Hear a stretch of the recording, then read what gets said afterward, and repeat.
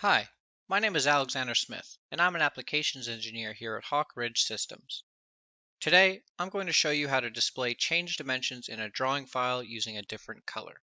Let's say I'm working with this drone assembly here, and I've made changes to several dimensions. When I open the drone's drawing file, all of the dimensional changes I've made in the assembly will be reflected here.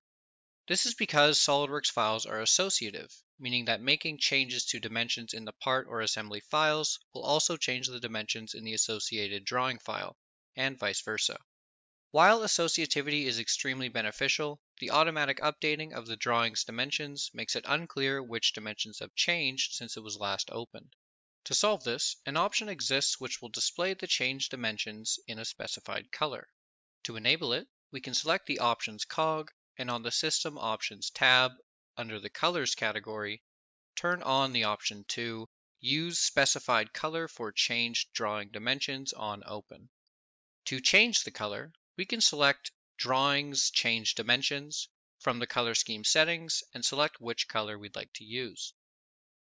It's important to note that in order for the change dimensions to be displayed in this color, the drawing file must be closed while the changes are made, so I'll close it now.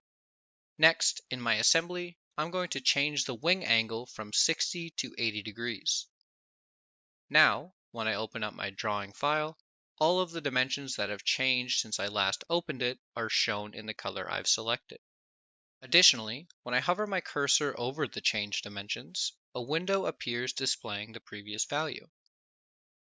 One final note is that it only highlights dimensions that have changed since the last time the drawing was opened. So if I close and reopen the drawing file without making any changes, no dimensions are shown in the different color.